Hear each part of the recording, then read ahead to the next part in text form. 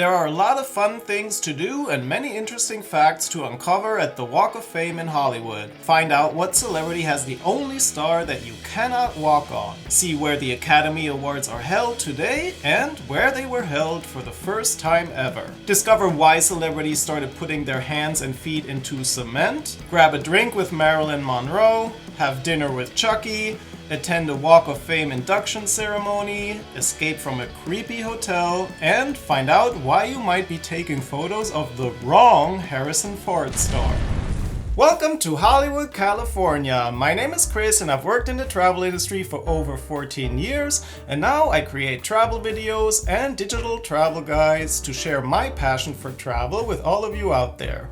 Today, I'm going to take you on a walking tour of the world-famous Hollywood Walk of Fame, located on both sides of Hollywood Boulevard and Vine Street. We'll start the tour at the Hollywood and Highland intersection, walk west along Hollywood Boulevard to North La Brea Boulevard, cross over to the other side of the street, and walk west along Hollywood Boulevard all the way to the eastern end of the Walk of Fame at Gower Street. We once again cross over to the other side and walk west along Hollywood Boulevard and eventually end the tour where we started at Hollywood and Highland. And with that, let's go ahead and start the tour. Here we are at Ovation Hollywood, a shopping center often referred to as Hollywood and Highland Center due to its location at the intersection of those two streets. If you're arriving by car, you can park in the connected parking structure. The entrance is on Highland Avenue where the Lowe's Hollywood Hotel is located. Besides shopping and dining, you can also get a first glimpse of the Hollywood sign in the distance. The sign was installed in 1923 as a temporary advertisement for a local real estate development. Due to increasing recognition, the sign was left up. Originally, it spelled out the word Hollywoodland and the last four letters were removed in 1949. The sign was entirely replaced in 1978 with a more durable all-steel structure.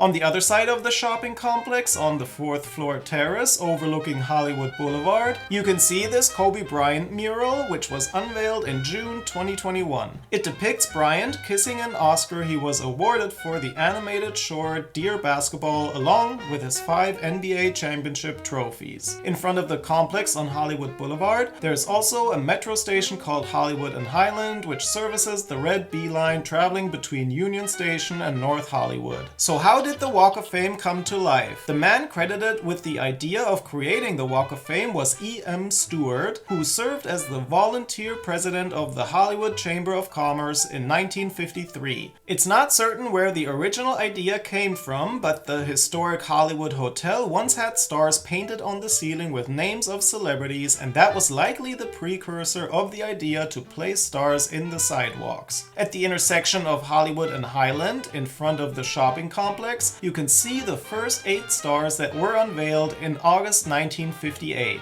This procedure was planned to create excitement and to demonstrate what the walk would look like. The actual construction of the walk started in 1960 and we'll get to the first official star later on the tour. The walk was completed a few years later in spring 1961 with the first 1,558 stars. Shortly after completion, the committee put a mechanism in place to add more stars over time.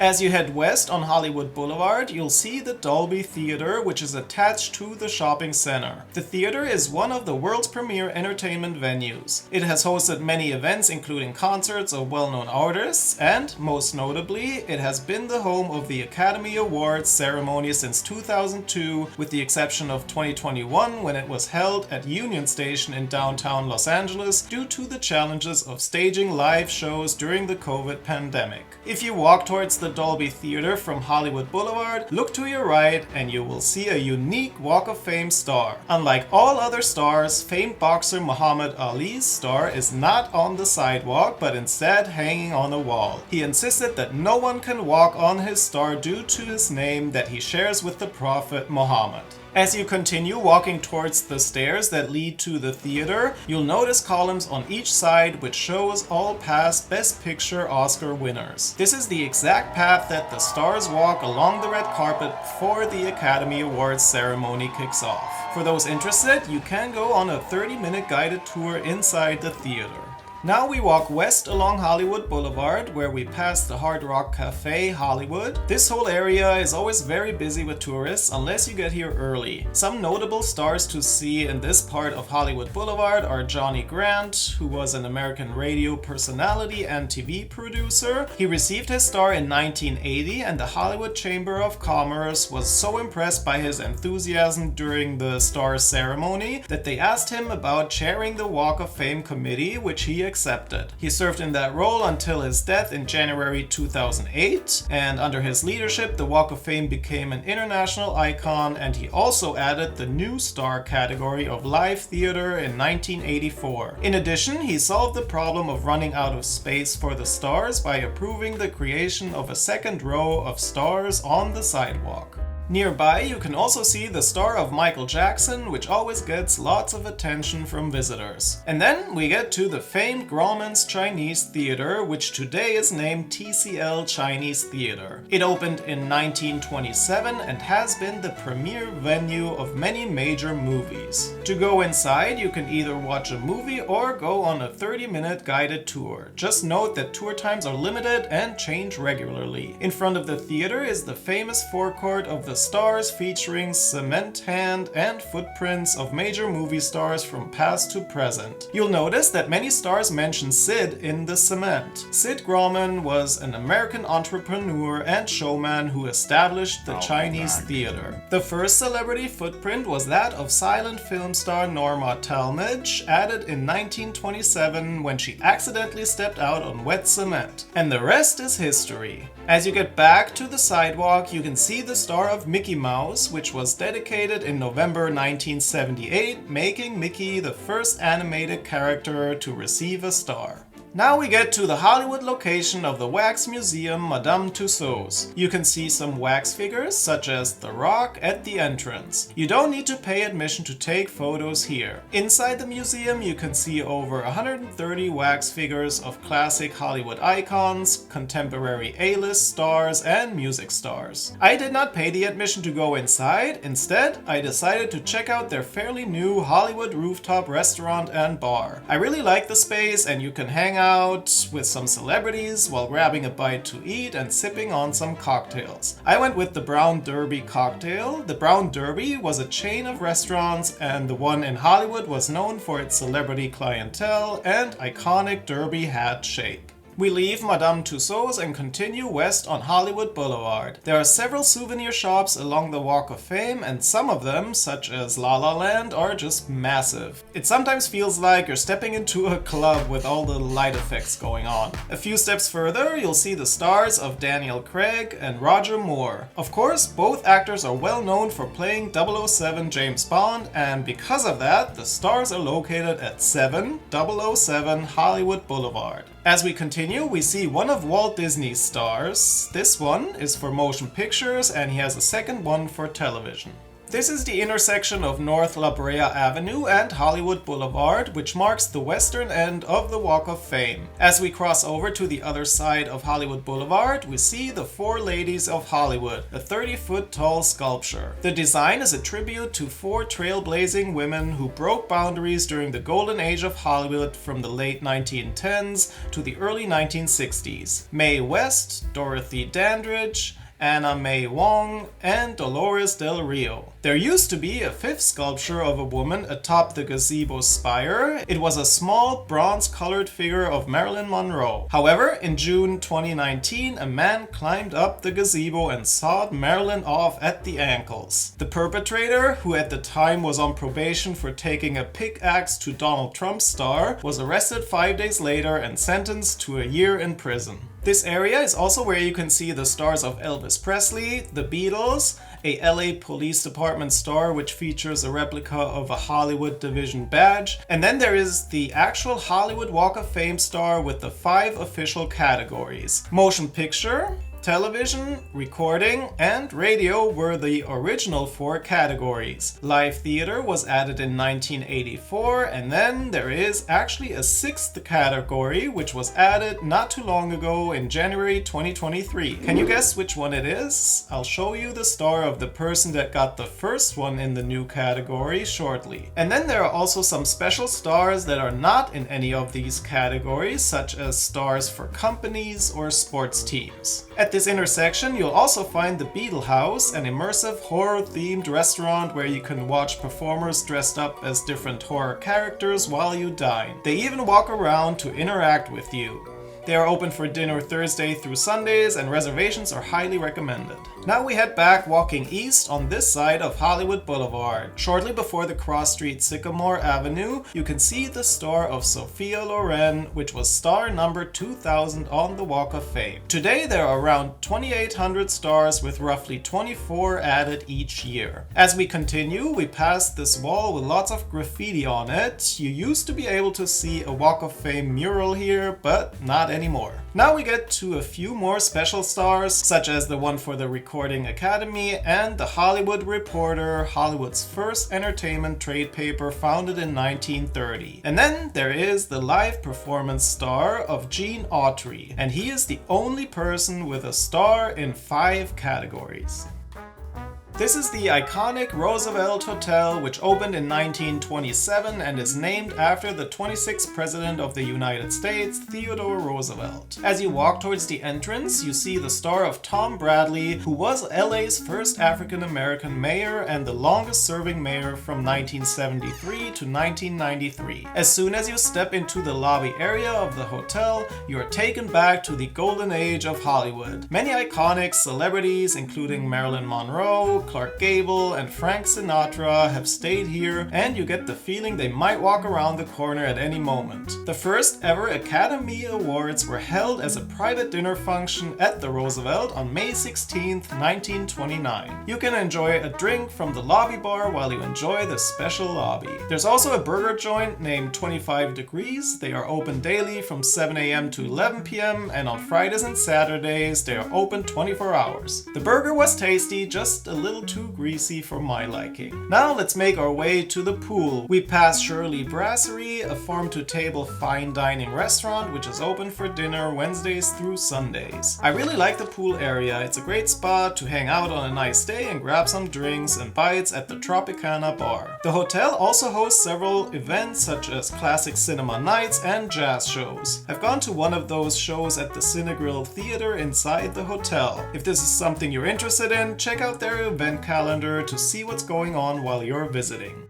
On our way to the Capitan Theatre, we passed the star of Michael Strahan. He was the first person to be honored in the newest category, Sports Entertainment, on January 23, 2023. Here's another one of those massive souvenir shops, the Hollywood Land Experience, and then we get to the historic Capitan Theatre, which debuted as the largest legitimate theater in Hollywood on May 3, 1926. Many movie premieres took place here, such as Orson Welles' film Citizen Kane in 1941. In 1989, the Walt Disney Company remodeled the theater and it reopened its doors to the public in June 1991 for the premiere of Disney's The Rocketeer. Capitan Theatre is still operated by the Walt Disney Company, and besides being a movie theater, it's also the home of Jimmy Kimmel Live. You can get free tickets to be in the audience for a live recording of his show. I'll leave a ticket link in the description below. Now we're back at the intersection of Hollywood and Highland, where we started the tour at the shopping complex on the other side of the street. The tall building you see here is the First National Bank building, which opened in 1928. At 183 feet or 56 meters, it was the tallest building in Los Angeles until 1932. The building has served as a filming location for movies and TV shows, most notably Adventures of Superman and Twins with Danny DeVito and Arnold Schwarzenegger. The Hollywood Museum, located behind Ripley's, has the most extensive extensive collection of Hollywood memorabilia in the world. Ripley's Believe It or Not is a museum with rare and unusual artifacts and kitschy oddities such as shrunken human heads and rare animal skeletons. In front of Ripley's, you can see the star of Jay Leno. He selected that specific spot since he was arrested there twice in his 20s for vagrancy. Nearby, you'll also see the star of Marilyn Monroe.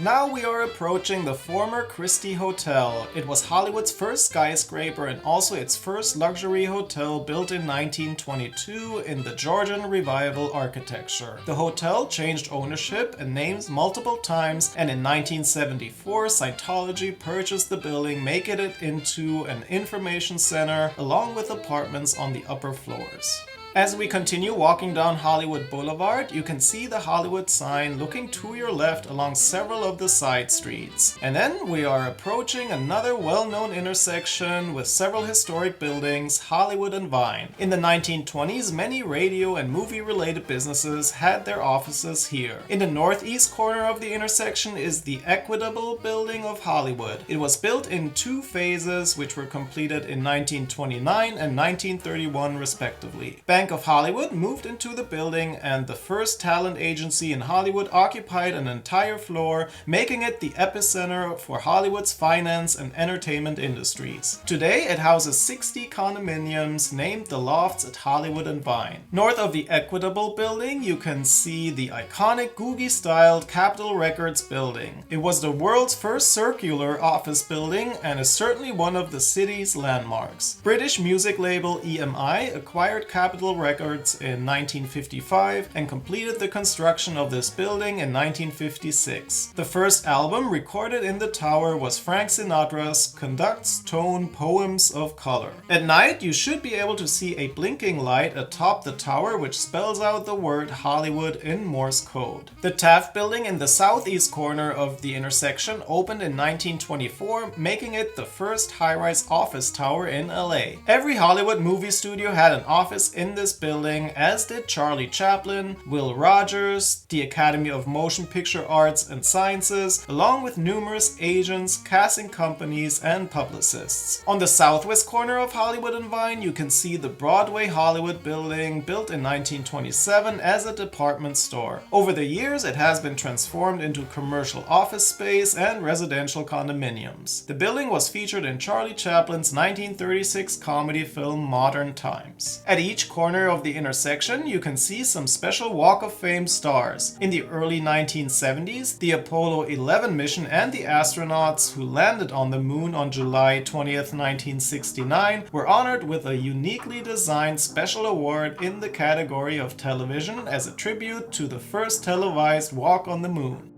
Note that there is another metro station here at Hollywood and Vine, and in front of the station you can see star number 2500, which was awarded to Jennifer Lopez in 2013. Next up is Amoeba Music, the world's largest independently owned record store. Besides their vast collection of used and new vinyl LPs, they also sell CDs, DVDs, books, and posters. They also host regular live performances. In front of Amoebas, you can see the stars of Tupac Shakur and the Red Hot Chili Peppers. I was able to attend the induction ceremony of the Chili Peppers back in March 2022. These ceremonies are open to the public and free to attend. You can check walkoffame.com for information about upcoming ceremonies. You might be wondering how celebrities get a star on the Walk of Fame. Anyone, including a fan, can nominate a celebrity as long as they are in agreement with the nomination. According to the official committee, the criteria for receiving a star consists of the following: professional achievement, longevity in the category of 5 years or more, contributions to the community, and the guarantee that the celebrity will attend the dedication ceremony if selected. Each year they select around 24 to 30 names for insertion into the walk. When I was 11 years old,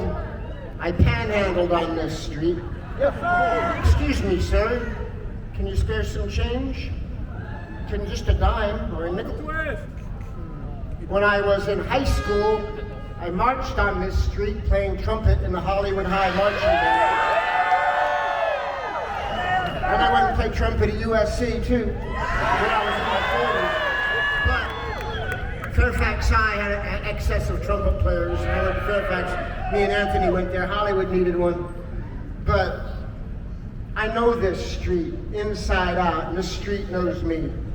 And whenever we've traveled around the world, this street has always been a part of me. And I'm really grateful that now we can be a part of it. Now we passed the Fonda Theatre, which opened as the Music Box in 1926. It started as the home for the revue called Fancy and changed to theater performances in 1927 with the West Coast premiere of Chicago, starring Clark Gable and Nancy Carroll. Over the years, it changed from being a venue for theater to film exhibitions, and today it's used for live events and concerts. We are now approaching the eastern end of the Walk of Fame. This is where we see the star of Stanley Kramer, who was an American film director and producer. After the unveiling of the initial 8 stars in 1958 at Hollywood and Highland to demonstrate what the walk would look like, Stanley Kramer's star was the first official star to be laid in the new walk in 1960 at the intersection Hollywood and Gower.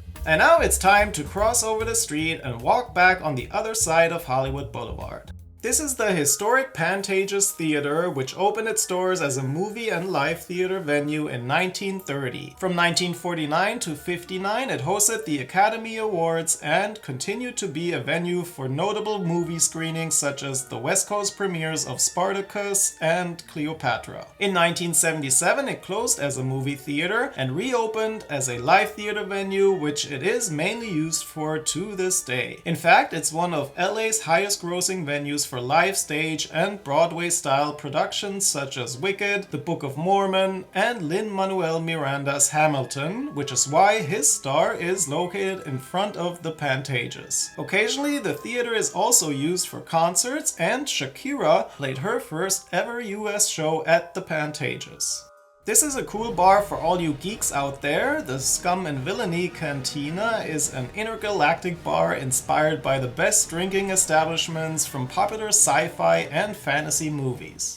Now we get to another old movie theater which opened in 1928. The opening marked Warner Brothers' entry into the theater operation business in California, competing with the Grauman's Chinese Theater. Originally, it was known as the Warner Brothers Theater, but has changed names multiple times over the years. Today it's vacant, and the owner said restoring the building is financially not viable due to the amount of work that needs to be done. American actress, comedian, singer, dancer, and writer Carol Burnett wanted her star to be placed in front of the theater. In the 1950s, she worked as an usherette while the theater was showing Alfred Hitchcock's Strangers on a Train. She advised 2 patrons who arrived during the last 10 minutes of a showing to wait until the beginning of the next showing to avoid spoiling the ending. Her manager, for some reason, was not happy about that and fired her on the spot. So this is the Escape Hotel Hollywood, the world's largest haunted escape room attraction. I've been here several times and it's a lot of fun. You step into a fictional hotel set in the 1920s. You'll be greeted by creepy hotel staff, check in at the front desk in the lobby, and then hang out until it's your turn to enter one of the mysterious rooms out of which you will try to escape. They also offer themed dining, and apparently there's even a speakeasy, which I did not know until now. I'll have to check that out next time I go. This is definitely a fun spot for a night out with a group of friends, and I highly recommend it. Now we get to the Musso Frank Grill, which has served Hollywood's finest cuisine since 1919, making it Hollywood's oldest restaurant. The menu today is pretty much the same as it was on opening day. In 1934, they opened a storied back room reserved for the Hollywood elite. Charlie Chaplin was an early regular patron. Literary greats such as F. Scott Fitzgerald worked on books till late in the night. In the 1950s, Marilyn Monroe with Joe DiMaggio, Elizabeth Taylor, and Steve McQueen would frequent the back room. The lease on that historic room eventually expired, but you can see the back room's original bar, light fixtures, and furniture in the restaurant today. To this day, it's a very popular restaurant and reservations are highly recommended. In front of the restaurant, you can see the star of Harrison Ford, but this is not the famous famed actor who starred in Star Wars and Indiana Jones. Instead, it's the star of a silent film actor from back in the day with the same name. The other Harrison Ford star is in front of the shopping complex at Hollywood and Highland. Now we get to a couple more museums. The World of Illusions offers a wide range of interactive and immersive exhibits that spark your imagination. You can take photos in front of optical illusions and 3D installations. Then there is another wax museum similar to Madame Tussauds. This one, the Hollywood Wax Museum, is the oldest of its kind in the US. We are back where we started the tour at Hollywood and Highland. I hope you enjoyed it, and if you did, please hit that like button and share it with your friends and family. Also, if you want to go on the tour, you can download the digital travel guide on my website triptipswithchris.com/shop. And now, go ahead and check out this tour, and with that, I say thank you and Dankeschön!